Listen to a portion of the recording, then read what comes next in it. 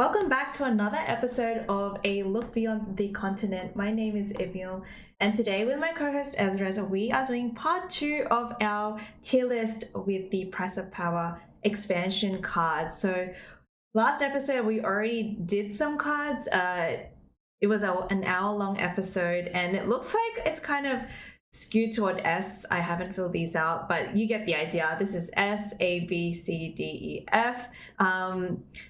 Ezra, do you think we're going to see some cards be more at the bottom of this tier list maker? I feel like maybe Price of Power, we saw a lot of, I would say, like really overpowered cards come out, I guess, and that's why this list is looking a little top heavy at the moment. What do you think?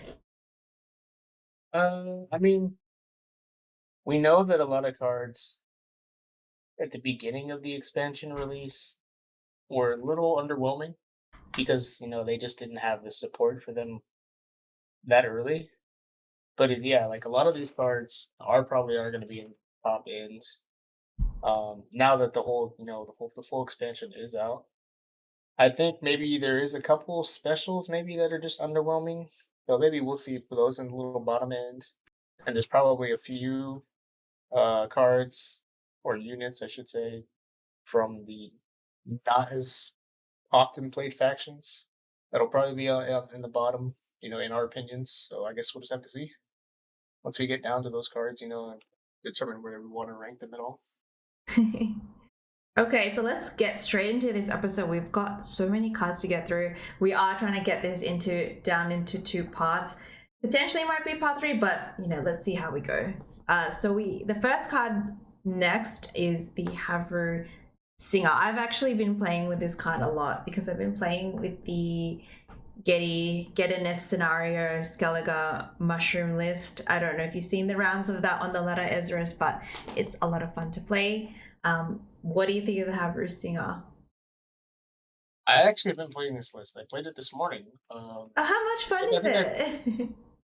I mean, it's a lot of points. Dwem, is literally like Dwem, both Dwems with location. And, if you have creatures on the board, it's like a Getty times 3, I guess, if you want to call it that. I mean, it generates a lot of points. Sometimes you don't even care if you miss Getty as long as you get location with the creatures. And you have Dwems, to reactivate the order on Truffle. I think it's a lot of points, but I think I took the Singer out. What did you I replace can't it with? remember. I think I threw in the 5. I think it was a Bear Witcher. Okay, fair enough. I think I just threw in a Bear Witcher because I was like, okay, how often am I really getting heal value from this thing unless I'm using an alchemy card? Because it's not like you have um heal engines, in the deck that isn't, like working off of the leader. I kind of disagree. I like her in the deck. She synergizes well with Darren. And I mean, if your opponent catches on to that, though, they tend to either just remove her completely or they don't damage your units in a way that allow you to heal. So, me personally, I think I'd either put her a C or a B. Like, I think she's a good little engine. If I'm not mistaken, she's 5 provision cost. So, when she heals by 2, she spawns a siren on the same row. And with the battle trance leader, that can get her going, quite often if she doesn't get removed. So I'm probably leaning towards B as a bronze card. Like, I think she's quite good. Yeah, I would say that's fair. I remember now. I took her out and I took out Darren and I threw in Bear Witcher and what do you call it? Grimaced. For the purify value, that makes sense. Yeah. Yeah. Let's move on to the next card. Please correct me if I'm wrong, Ezra, but I believe this guy is called Hermit. Yes, he is called the Hermits. Pretty good card. It's kind of like a weaker version of a priest. You know, except priest doesn't have the self damage that it's known for, or that it's not known for when it comes to this card. This card will damage itself by 4, so it drops down at a 3 power, and then at the end of the turn, as long as it's Berserk 6 or less, it'll damage the unit to the right and then heal itself by 2. So it's kind of like like a 2-turn kind of priest Mhm. greatsword kind of thing. It's good because it is like an extra self damage engine. It works great off of Melasin. Because Melasin is going to constantly keep it damaged, and then it's going to keep healing itself. Mhm. So it's basically like free points off of Melasin, and it's got that cultist tag for her to keep refreshing her order abilities. So I mean, it's a pretty decent card. In my opinion, I don't think it's game breaker or anything. It's definitely one of those cards that you're probably gonna run in one of those alchemy decks or self wound decks. What I would would you say rate it's probably it? like a C. Yeah, Like a because C. see, I It's not the feel. great. I mean, Yeah, it's not that great. I don't play this card at all, so I don't want to judge it and be harsh on it. Um, I think a C is probably a fair rating. I do see it a lot on the ladder. I wouldn't say it's a card that's not played. There's definitely other cards coming up that I would say I rarely see, so they deserve to be like D and under. But we'll get to those later. But I think C is a fair rating for Hermit. Yeah, like he's not the greatest, but he's decent bronze engine. Mm-hmm. And like you said, it does serve as like some kind of synergy with Halfer Singer, because it is a heal engine. Mm-hmm. All right, so let's move on to the next card. We have Hysteria, I believe, which is a crime card from Syndicate. I think it's Hysteria. Could be wrong. If I am wrong, please don't shoot me. But I think it is Hysteria. Um, Again, I feel like this card was played. I feel like I've seen it played when this when the Harvest of Sorrow expansion dropped. Like people experimenting with it. But to be honest, I have not seen it since then. Yeah, I mean, I think Purge is just better. It's Purge. I Okay, mean, is it Purge? no, it's called Hysteria, but like I think Oh, when Purge Purge is came this out, one. This one, right? yeah, Purge Yeah. is Purge is just a better card. Like Mhm. Hysteria is just a 6 for 5.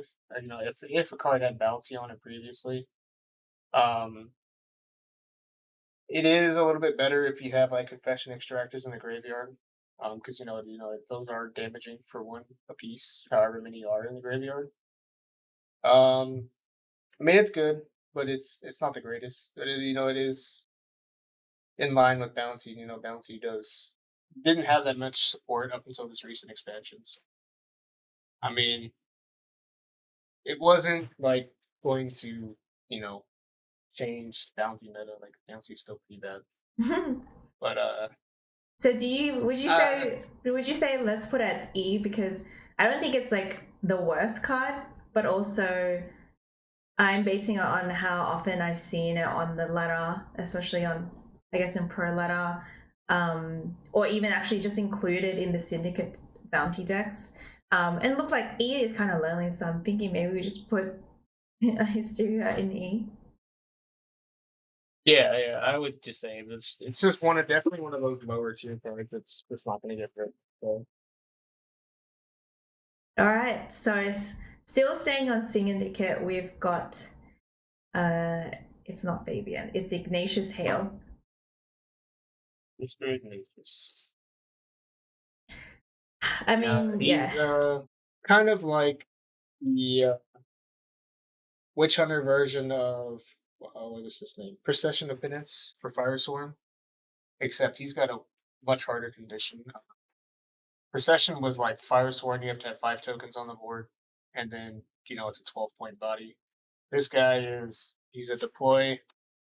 Damage, he damages himself by its tribute cost, so it starts off at tribute 9. For every bounty that you place, you're reducing it by the tribute cost by 1. So essentially, you would have to place 9 bounty throughout the entire game for him to keep 12. Otherwise, he's going to damage himself Mhm. by however much is left. So I mean, he's not the greatest card, but I mean, if you can manage to play a bunch of bounty, 12 points, um, I would say it's probably a C, just because how many bounty you have to place on him, or not on cards throughout the game. I mean, to be honest, I don't think I've ever seen anyone play this. I think for the provision cost, I think people would be more inclined to put other kind of cards at that slot, so that's why I don't think it's seen. I mean, it fares well with the Witchfinder, because the Witchfinder, she's always going to put bounty on the tallest unit at the end of each turn, so easily you could get the tribute cost down. But then again, if your Witchfinder gets answered and then you have to find ways to put bounty, I think it won't play for a 12. So yeah, very conditional. I would actually argue it's like a D, because if we're comparing it to like Hermit verification, I would be more inclined to put this at a D. Yeah, I agree. Not that great, but also, not the worst option. Yeah, exactly. All right, up next, we're moving away from Syndicate and we are going to Nilfgaard. We have the Illusionist. I've seen this played a lot because people have included Mushy Truffle into their Assimilate decks. And with its bonded value, you're able to, I guess, put a unit of your opponents that's in their graveyard at their full value if you're able to use the bonded ability. Busted. Do you think so? I think in mirrors, it's problematic. Like if you're playing in a Assimilate mirror, but yeah, definitely with the bonded value, like I've seen. Yeah, it's pretty crazy to be. Like I played last night, and I have an illusionist kind of spam. I'm able to play 3 of them, 1 from Truffle, 2 from deck, and I ran up against an alumni deck, and I remedied out their student and their adept. And I think it was like Banner student was 11, adept was like 9 or something like that. And then I played these guys, and they played an alumni that I had killed earlier. And I spawned a 1-powered copy, but then right away you're able to play Zeal. Zeal. It's like, okay. Yeah. It's dumb. Yeah, I mean, these illusionists, they're definitely very busted if you can manage to keep bonded on. They don't get Zeal. I don't think the alumni get Zeal because it's being spawned, not deployed. Yeah, okay. But I mean, still, like the fact that you're able to, spawn an alumni at full value, like it, even if it is a 1-power unit, is still pretty crazy with these illusionists. Yeah, I'd probably. Or you could spawn Bear Witchers, Great Swords, exactly, like anything with high base power. It's pretty crazy how much these cards are worth. Exactly. I think I even did it with the totems, like the abomination dudes. Yep. You spawn a 1-power copy and they instantly transform. There's and a 6. Makes it worth 10 points. Yeah, the 6 right away. Yeah, it's crazy. I actually haven't thought of that, but I mean, based on that, I would say this is probably an A tier card. What do you think? Yes, easily. Yeah, for 4 provisions, this card is pretty nutty. I think it needs to be a little bit higher on the bronze side. It's kind of like an NG Caranthiel, but it's a bronze. Kind of. Yeah, no, that's exactly what it is. It's a bronze Caranthier, but sometimes it's better because sometimes bronzes are playing for more value than golds now. Yeah, I mean I think that's not. I wouldn't say it's a complaint, but I think that's a concern that some people have raised, that like a lot of these bronzes, especially in the price of power, and I mean, again, look at how many bronzes we put in S and A. And people have said, they're much more powerful. Like for 5-6 provision costs, they're much more powerful than, the older bronze cards. So I think the older bronze cards get, a little left out. But I don't know, maybe that's something CDPR might be working on, making a few changes to the older ones and giving them a little bit of love. Yeah. No, I agree. They definitely do. I feel like a lot of the older cards definitely need some more love, some more touch, more touches on, because we can't just have every new expansion just leaving our old cards behind. Yeah, I think so too. Like, I think if they somehow rework the older cards to, keep up with the times per se, then I would, and also that would change the game completely. people sometimes complain like, oh, the meta can get stale or boring, and the reason being is because obviously we have like all these new cards being like S and A tier, like literally all these S and A, I see them every single time I log into Gwent. Like, with no doubt, like that's what people will include their decks. It's hard to say because in the lower ranks there's probably more variety because people like to experiment and it's more fun, but I'm talking more like if you're in pro ladder, you're gonna see the same stuff, and that's why there's a meta report. So but yeah, hopefully they can do that, and then at least that we will get a lot more variety. Like we'll see a lot of more cards that can be deemed as like A and S, and yeah. Yeah, I agree.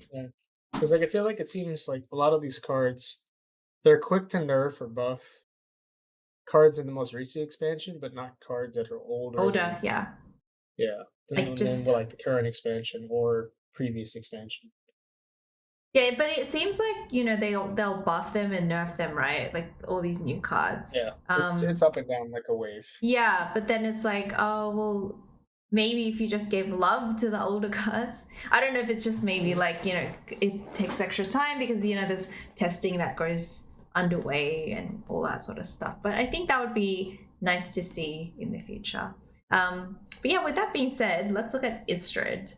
I personally haven't like him. Yeah, I don't really play him. I mean, I kind of get the mechanic because you can go through your whole deck and draw cards and boost and whatnot. But personally, I'd probably put him at like a D because it's something that I would include in my deck if I was playing NR. But well, yeah, what do you think?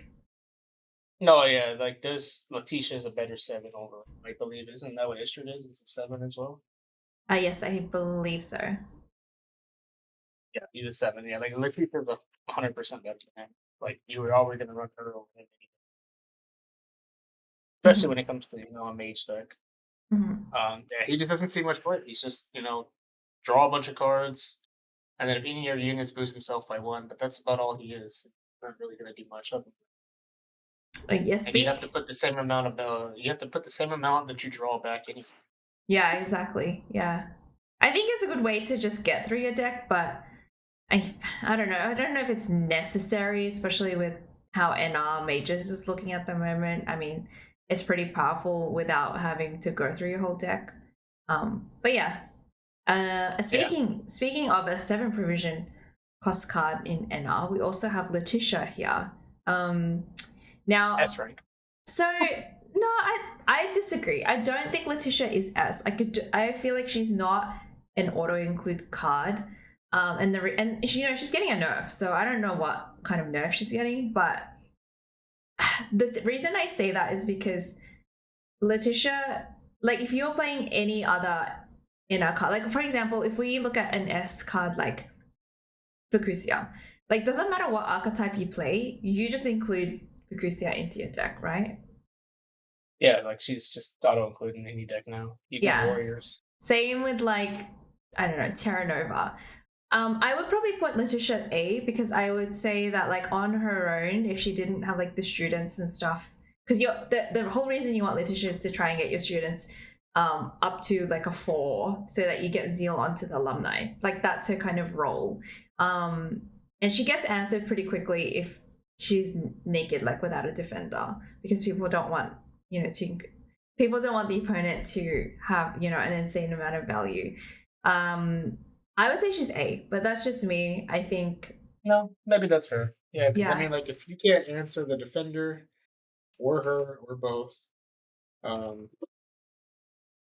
yeah, like she's gonna go get off an insane amount of value. Like I've passed on 7 cards before, and they'll go down to 4. Exactly. Yeah. Even on red coin, and just be like, okay, well, I'm just gonna get a ton of value. Yeah. Like, okay.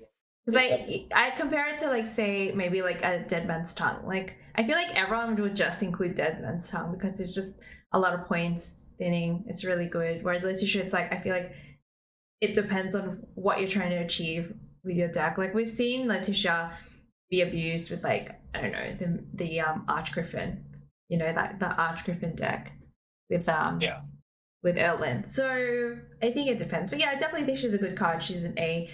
But I'd be interested to see what her nerf is. Personally, I don't think she needed a nerf.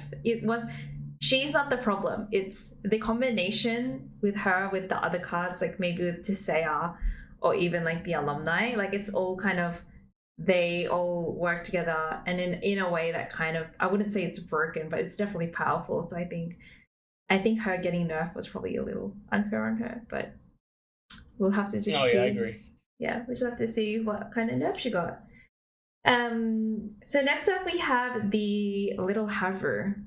Personally, I like this card a lot. It's a good bronze, in my opinion, and I feel like it's very flexible because you can play as a 6, and if you play a second one, you can make it up to a base power 8, and then with Fukusia you can revive it. You can click to put rain on your opponent's side. You don't have to click if you don't want to. Like, I think it's quite flexible for a bronze, so I quite like it. What do you think of Little Hover? No, I really like her. She's a lot of points. Click for rain, click for damage. It's 4 turns.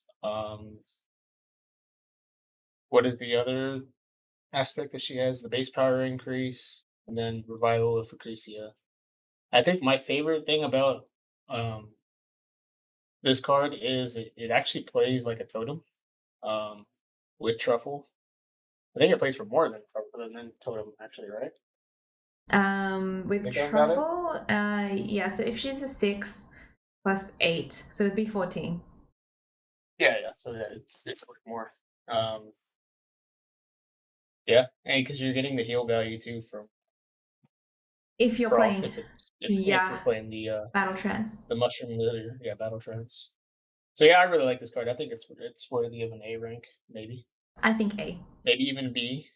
B at the lowest for sure. I think it's an A. This card generates a lot of value, and it's just generally really good with Fukusia to revive. Yeah.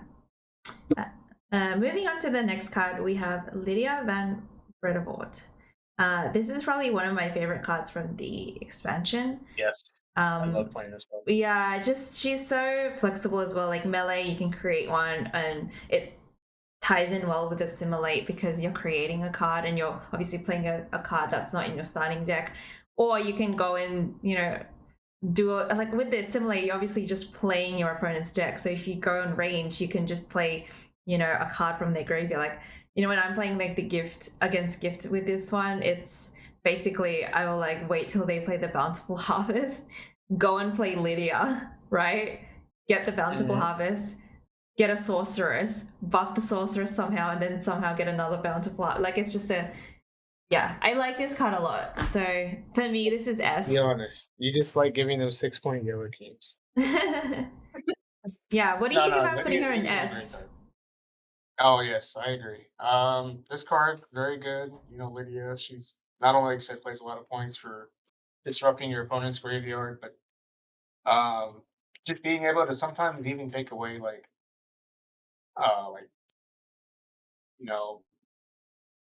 I think I've played it for like when they play truffle against you, you can just take the froth away and play it against them. Yeah, that's just really good too.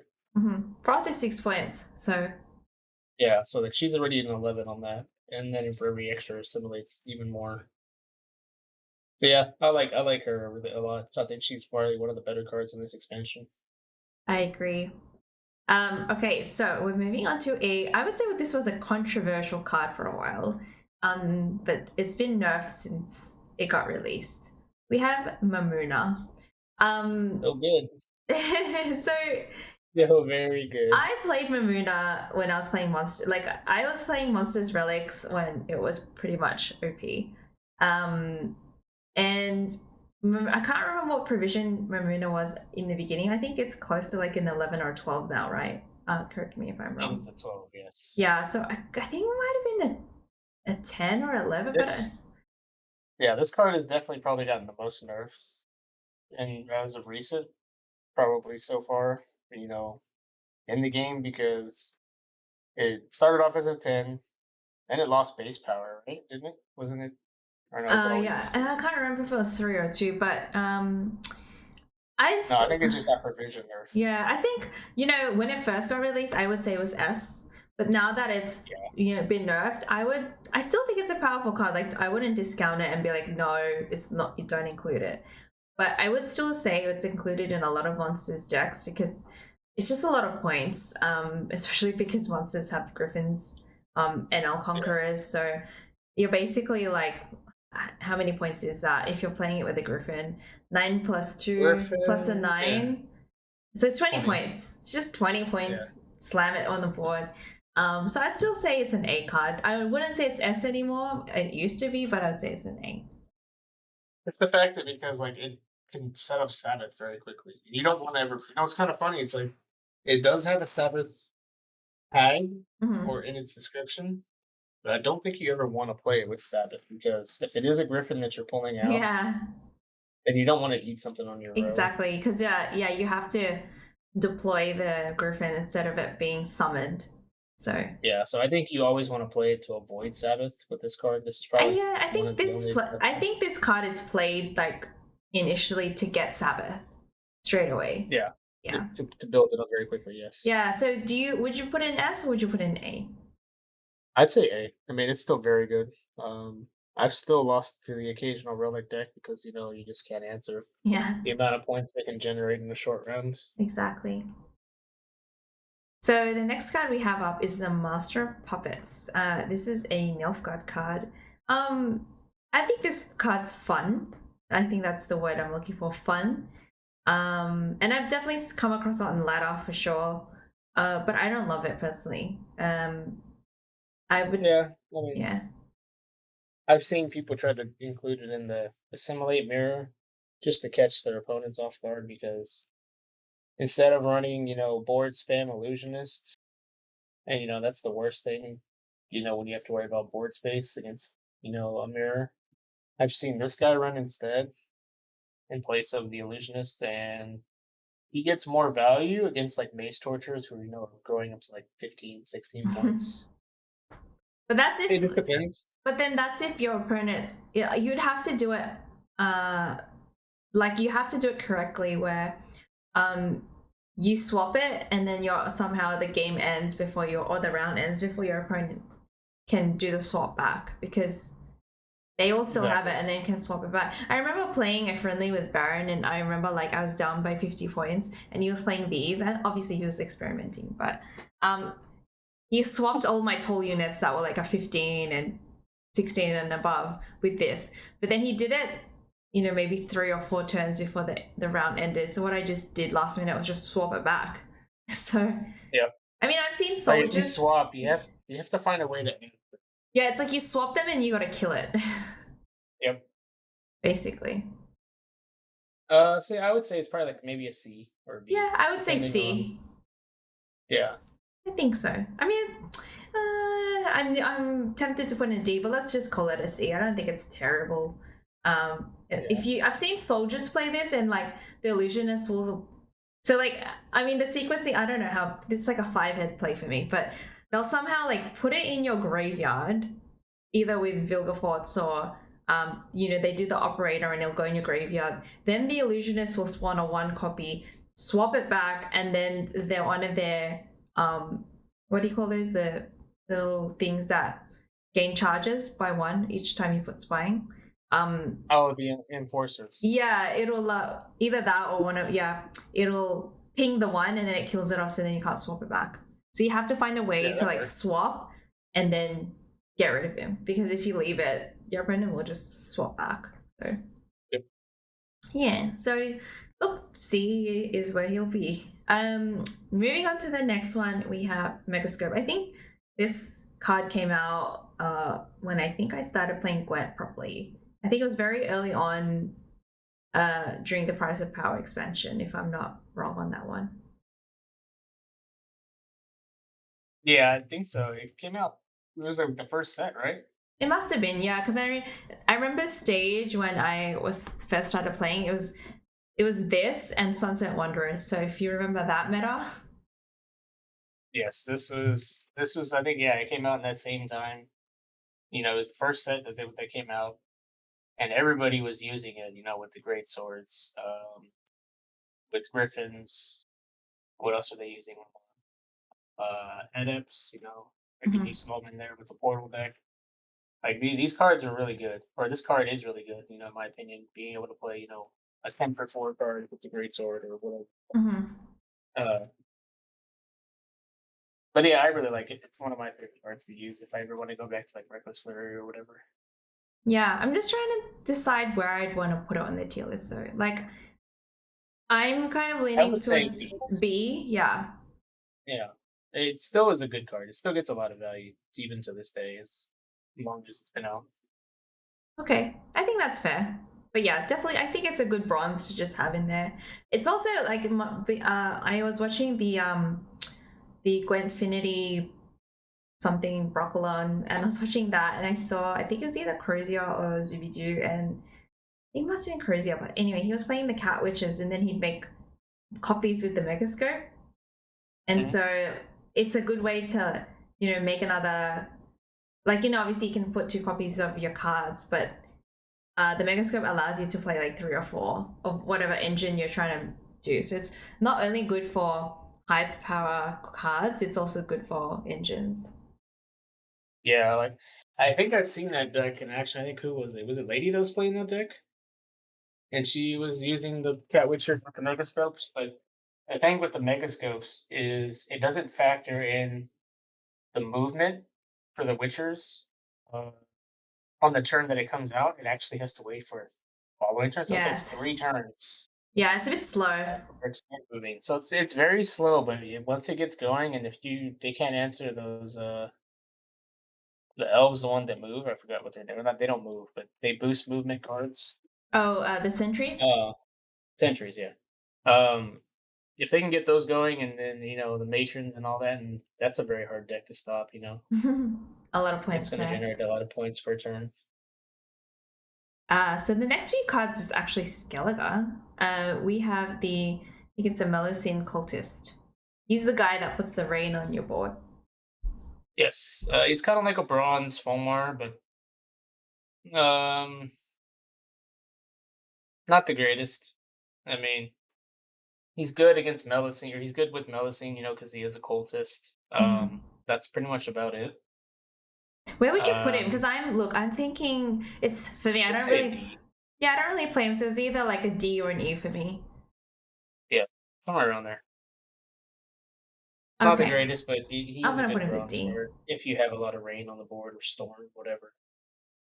Speaking of rain, we have Melusine next. I know you're a big fan of this card, but I'm just thinking, where would we put Melusine? Because I think Melusine is great because I feel like we've seen the combos where she can be revived, up to 3 times.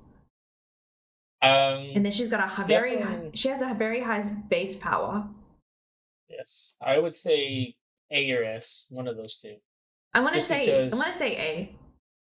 yeah, just because she has a lot of rain value, Mhm.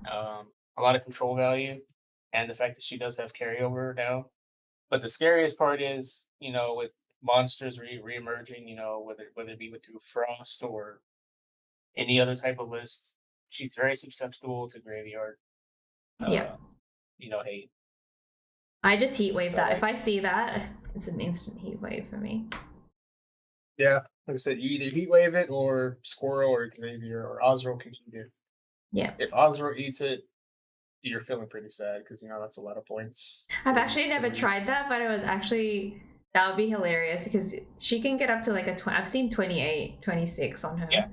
I've had it. I've done it. I actually did it this week. I think I was playing Frost I and I think you have were Osro telling on my me. list. Yep. My Osro got up to 32 points. That's insane. Yeah. Um, So yeah, moving on. I think this is probably the best bronze card for Skellige you in a think long so? time. Okay, yeah. The mesh. I mean, she boosts herself every time there's the rain damage, right? So if you got the storm happening as well, it's a lot of points, especially with.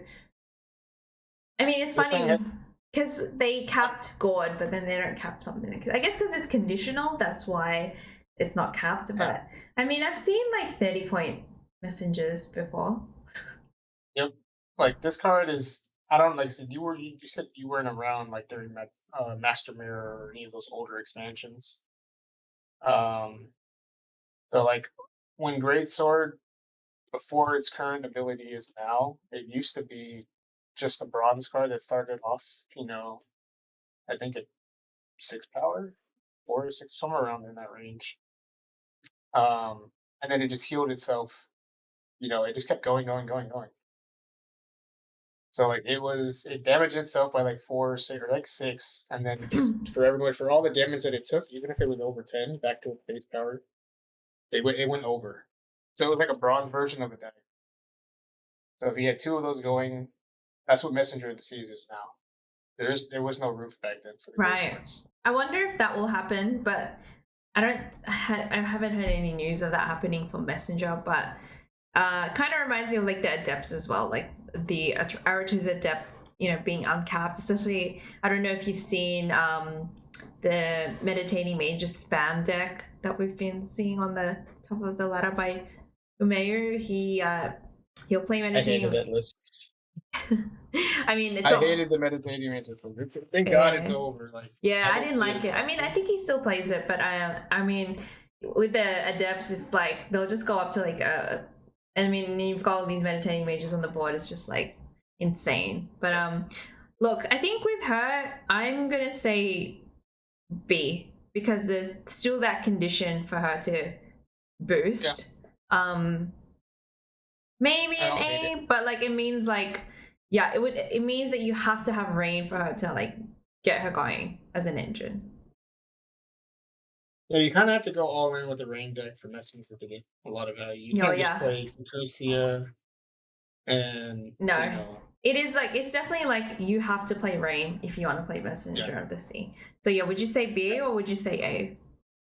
I'd say B because she can go in Reckless Flurry, she can go in Rage of the Sea, or even the Battle Trance list. But like again, you have to run a significant amount of rain cards for her to get value. Otherwise, she's just gonna sit there. It's 6 power or whatever she is. I believe. I think she's a 6, right?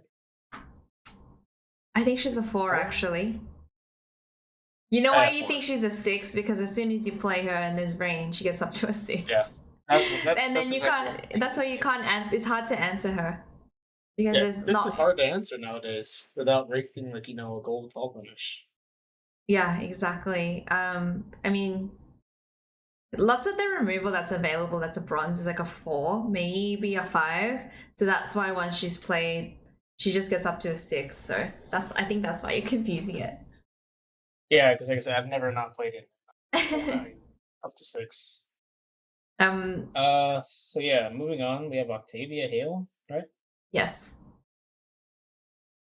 I don't play her at all, so I can't make any. I mean, I'm not a Syndicate player, so I don't want to sound biased, but I mean, I was going to mention this later, but just looking at the list, you can, and what we consider meta these days, you can already see the pattern of like, especially if you look at S and A, pardon me, you can tell what's meta by just looking at the cards that we've rated, right? Yeah, like it's a lot of the cards you're going to see every day. Yeah. We have the typical cards at the top, not so much at the bottom. Yeah, but I mean like by factions, like NR, NG, a lot of NG cards at S, right? A lot of NG cards in A, same with Northern Realms. So it's not surprising that we don't consider Syndicate meta this season, because look where we've put Syndicate. We haven't put a single Syndicate card above C or even D. Like they're all no, actually we put the Confession Instructor at C, but there's nothing above C for Syndicate so far. Yeah, I would say this belongs probably like a C or D range. I mean, it's good. It's a 7-point body, and it allows you to to pull out Scoundrel or Brute, and then you could shuffle back some crappier cards. But other than that, it's not really getting much value. It's just basically a hand fix. I'm gonna say it's an E, because it's a gold, right? And as you said, it's just like a bit of a hand fix. It's 7 points, I guess, but I think for that provision cost of being a gold, I think people have just included different cards instead of like I think I've only seen Octavia Hale played once, to be honest. I don't know. I think maybe she's a fee because if you think about it, let's just say you don't draw your tutors or whatever. Hmm. Then you have her. Then you know that if you have two like crappy drawn decks that are not going to get any value, you just shuffle those away and then you pull your two best cards. How about we You pull meet in full the middle scoundrel, and put her in D? Did you say C? D or D. That works. Okay, let's put her in D and meet in the Okay, middle. that's I think that maybe I'm not in the being too middle. harsh on her, but I'm basing it off what I'm seeing when I play against Syndicate. It's the same cards in like I feel like people don't really stray from what the it's just all the same cards in Syndicate. Like I barely see her unless someone's trying to make a deck work. But True. So yeah, moving on. I think we have Offering to the Seas. This is yes. a very good card. Just does a lot of damage to your board and their board, but like in return for all the damage that you're taking, for however many units there was, you're getting a siren that's boosted up by that much. So like this card's very good. Does a lot of damage to your opponent's board. Any damage engines like dagger or um like great swords, it's gonna instantly, fully heal those up or boost those up. So I would say it's like a B. This Offering to the Seas, to be honest. I haven't played this card because probably if I was to play it, I'd be concerned about doing my maths properly. But yeah, I would say it is a good card, and I think B is a fair rating. Yeah, because I mean, like I said, it's even though you're taking a lot of damage, you're getting it all back in points while your opponent's taking damage. So they're not getting anything back like you are. Mhm. So, Um, yeah, moving on. I think we have the Orb of Insights, yep. everybody's favorite cards for carryover. It's definitely a good uh, carryover card. yeah, I think this one's an A. Like I think it's a pretty good bronze special. Lots of carryover, lots of synergy with the other Price of Power expansion cards. I Maybe a agree. B I if agree. you want to, but I think it's just because of its carryover value. Um, I would say it's A. Carryover from the graveyard, same as carryover from Bountiful Harvest. They're both the same. Um, Except Bountiful Harvest creates units and gives you a hand buff, while this just gives you 2 points of vitality plus 2 boost. Hmm. And if you got to play it off of Sears, and you're creating a bunch of more copies. But like, to be fair, these orbs are just really nice to have because it's synergy with Gift, synergy with the Whisperers, with the Sorcerers, Seers, and then you also have Sim loss value, and then what is the other one? Alzer. Yeah, Alzer Hmm. has good value with these cards. So like it's very good all around. So I would say just because of that, it does get a higher rating than you know um, any of the other specials that have come out recently with Squato. Yep, I agree. So what do we have next? Practice makes perfect. I I like look. this card. I like this card too. It's good with you have to play mages obviously if you want to make this card work. Um, and I've been able to, when I play the mages decks, it's around like anywhere between like a 6 to a 9. I feel like this card's not very good if you aren't going all full mages. Like you would only boost the unit by like 2 or 3 maybe. So I definitely think it's something you have to play mages with. Um, for that reason, I mean, I'm arguing with myself with this, but I think on paper it might seem like an A, but I think because it is conditional, and it's stuck to like one archetype, like you can't really say play it with siege or anything like that. I like cards that are a little bit more flexible, so I don't know. I would probably put this as a B, maybe an A. I would say B. It has the potential if you play a lot of patience units throughout the game, then it has like that AA equivalent of value. Hmm. The only thing I don't like about it is it is random. There are times where like Yeah, I'll play practice makes perfect on a alumni and then get out a zero, you know, shoot it. zero patient student and like, well, that's a big trade down. Yeah, but Like, then sometimes you like- shuffle back and you get the alumni again. Yeah. Like when that high Depends. roll happens, you're feeling good. Yeah, depends. But I would say it's B. You know, it's very good when it wants to be, very bad when it doesn't. So yeah, moving on to Purge, I believe. Yes. Yeah, it's Purge. I don't. This is gonna I sound like this bad, card. but I don't even remember what this card does. So that's the reason why I like it. Like I said, it's kind of all in on that Witch Hunter deck, the bounty kind of style.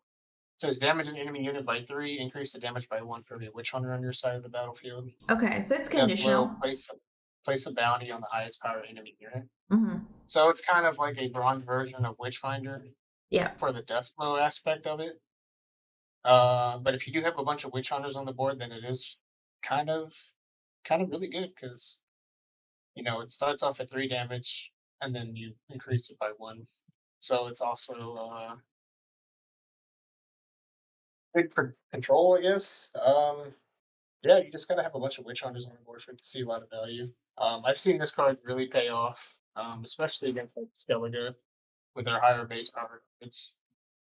Um, And like this sets up a lot of stuff with, Freak Show or Junior or whatever, if you've seen that card recently. So like this card can get a lot of value. It does take some setup, but I have Yeah. seen this card play for a lot of points. So with that being said, where would you rate Purge? Somewhere in the A or C or B or territory. Somewhere around there. I would just think it'd probably have to be on the C side because we know that Bounty Witch Hunter is kind of hard to go all in on. I mean, I haven't But seen. the card itself is good. Its archetype that it's ported with is not very good. Yeah, I was gonna say. I mean, I've never seen this card played, to be honest. And I like the idea. I like when you were just describing it. I like what it does, but as you said, maybe Bounty probably just needs a bit more support. Yeah, it's a hard one because I feel like the other factions or archetypes, like on its own, it's quite good, but I think in conjunction with the other cards for Bounty, it's just not as powerful against the other factions, and I think that's why Syndicate, have fallen from the top the last couple of seasons. Yeah, because I mean, nobody misses Line Pockets meta or Jackpot or Pirates Cove. I don't think people are whining about unless you were like one of those scummy, Line Pockets players who just absolutely relied on drill to win your games. You're not really gonna miss Syndicate being at the top. Mm-hmm. Yeah, I don't really miss Syndicate, to be honest. Because for me, the coin management was always that extra added. I already broke by my game, so for that extra element of the coins, I always found Syndicate to be stressful. So it's kind of a faction I sometimes tinker with it, but I don't really play with it. So yeah, moving on, we have Ratcatchers, right? Yeah, Ratcatcheress. I quite like this card. It's just a lot of points. Yeah, Helps a lot with of the points Sabbath. it helps with Sabbath, and if it's got a lot of relic support, whether you're playing it from hands or it's carry over from Cheater Nose, I mean, it's still a 9-point card for 7. It does have a very scary condition that Sabbath has to be met for it to not damage itself by 1. But I think you can look over that as long as you play it at the right moment. I think yes. If it's not like the first card you play, it's something that you play like if you're on like 16 or 17 points and you're like, oh, I just need like to slam another card down and I'll get Sabbath, then this probably would be a card that you want to play. But yeah, I mean the thing where it damages itself, that you got to be wary of that. I like this card. I would say it's probably A B. Yeah, I was gonna say Maybe probably a B. Maybe a C, because of its negative effect, but I'd say one of those two. It's subjective. I want to put B. Okay, the next card. Moving on to Rience. Yeah. What can we say about him? Very, very underwhelming. Should I just go put him here? Poor thing. I don't even know what he does. I think what he does is It's not very good.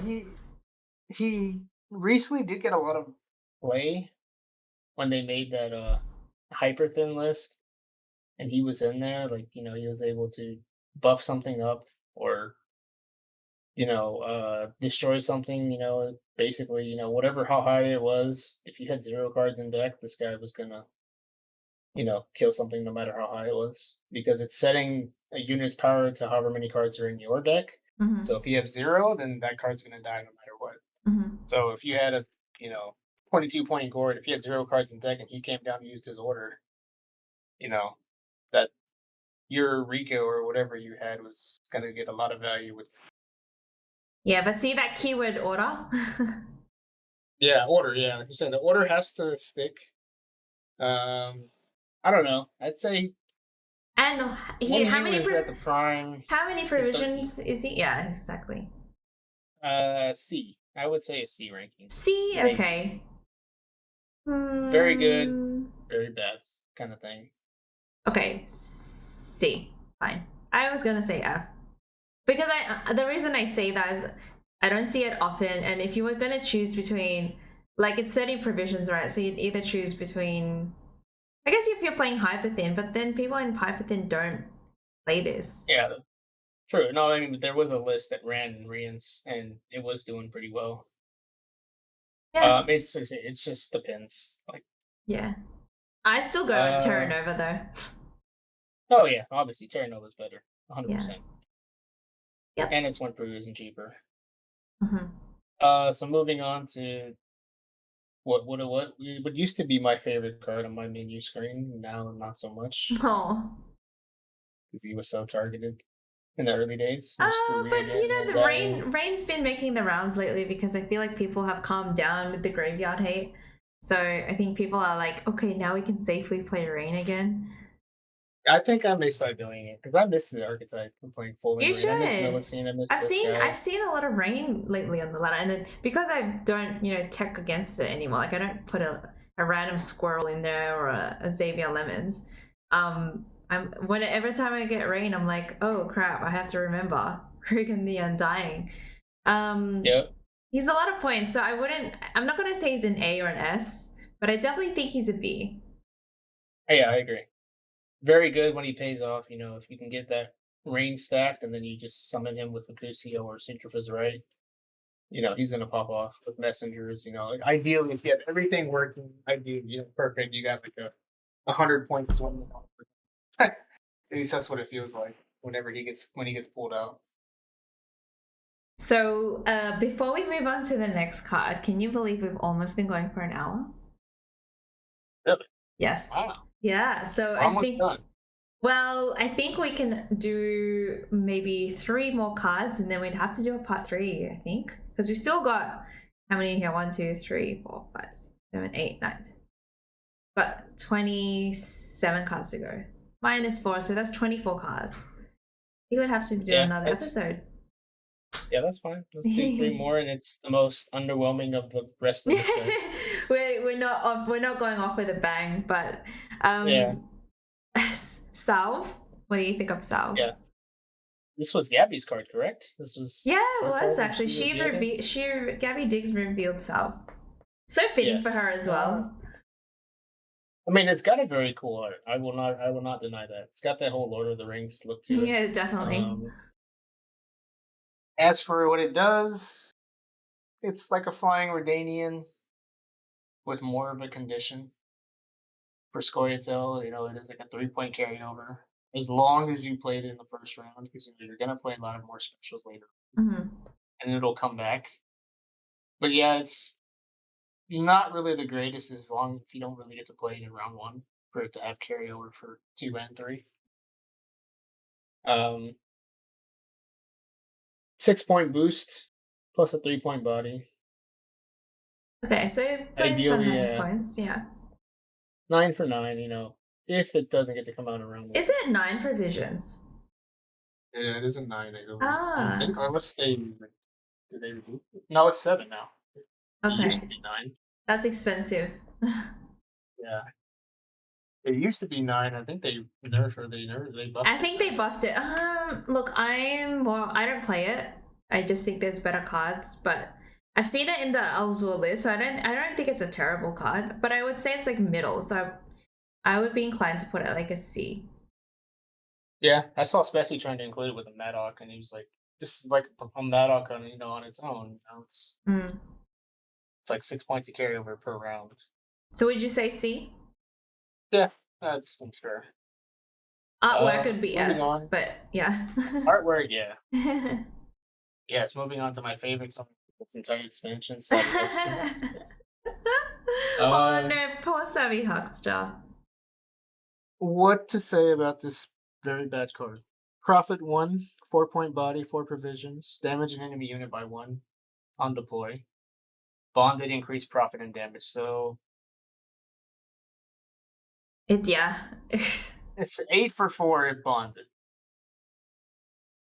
If not, it's just a 6 for 4, which is It's very underwhelming. I mean, are we going to be harsh and put him in? I mean, we've put Ignatius Hale here. We can't leave him alone. Yeah. I think so. I think honestly, I think because Savvy Huckster feels like the older bronze cards. Like it actually feels like a bronze. Yeah, this is what most of the lower forgotten bronzes are playing for now, 6 for 4. Yeah. I would even say we don't even need to talk about the next card, it being Scapegoat. I'd say it belongs in that same territory in the F slot. Just to give some. I was gonna say E, but yeah, I kind of I think I've never seen it used. I've seen it used. I think I've seen it used once or twice, but that tells you how popular it is. Yeah. Yeah. So. It's so conditional. It has to have a bounty on the board so it doesn't damage itself. Yeah. And even if it did damage itself, the bounty unit has to be damaged for it to heal itself. So, like, it's not really going to get very much value. Mm-hmm. I guess it's kind of like one of those fish flappers, but yeah, it's got a condition on it, whereas the fish flapper doesn't. Oh yeah, I would say we did very well for our part 2. Yeah, definitely. I mean, there's a recurring theme here, and I think I touched on it earlier. Syndicate hasn't been placed, as top tier meta, and you can see why. I mean, a lot of the cards are more on the lower end of the tier list. There's not any Syndicate S tier cards that we've from what we've done so far. Or A tier. It's the highest one we've got here on the board so far is a C, which is pretty sad. Yeah, Syndicate didn't get any love this expansion. I guess if you do want to count Witchfinder, that was probably a significant card that it got this entire release. That's about it. Just Witchfinder and yeah. I think I can't even. That's about it. Yeah, Confession Extractor, if you even want to go there, but that's about it. Yeah, I would say it's a very underwhelming for Syndicate. Maybe I don't know if it was. Brute? Okay, I take that back. The Brute is very good. I actually. Yeah, but we're not there yet. We're not there yet. We're not there yet. Yeah. The Brute and Witchfinder are probably the only 2 cards out of how many cards does Syndicate get? 4 for every faction. So they got like 16. So yeah, but 2 cards out of 16, like.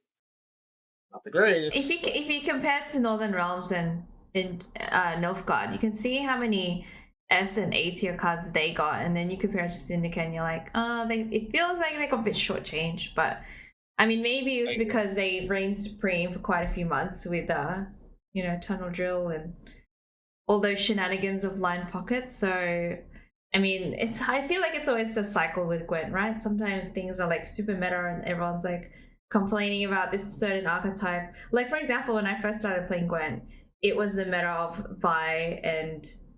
V or Vi, I don't know how you want to pronounce it, and Masquerade Ball before they changed it. Like, before it was like Joachim and Roderick would proc the Masquerade Ball. So yeah, I mean, Gwent's always going to have the cycles of which factions are going to do well, but it seems like Nilfgaard's always kind of on the top-ish there. But I think it's just the nature of Nilfgaard, right? Because Nilfgaard is known to play, you use their opponent's strength against them. So it's no surprise You that know, that they do well. I remember a quote, and I don't remember who it was. I think it was it Burza that said, or was it Slama? One of those guys were like, "You guys don't ever want to see a season or a game of Gwent's or the game of Gwent turn into the fact where like Nilfgaard is at the top of every season." And that that quote aged very well, did it? Psych. Because it seems like every season Nilfgaard is always at the top. It's always on the top, yeah. Yeah, Always. and it's like for what they can do, play your deck better. It's pretty insane, like they're always at the top. There hasn't really been a time. Yeah. Maybe a season it was at the bottom because it wasn't played much. It was always either just gonna be Masquerade Ball. But like now it's got Hyper Thin, it's got Mills, got say Clog. It has Clog. Yeah. It's got the Assimilate. Like it has options and they're all very good Mhm. when they need to be. Yeah. Yeah, definitely. Well, that wraps up our part 2 of our Rise of Power Gwent card tier list. That was a bit of a tongue twister for me for some reason, but stay tuned for the next episode. Make sure to subscribe to our channel so you know when our next video will come out. And we will be doing part 3 where we finish hopefully we finish off the Price of Power expansion cards. There's quite a few exciting ones in there and I can't wait to rate them for next episode, but we will see you next time. Bye everyone.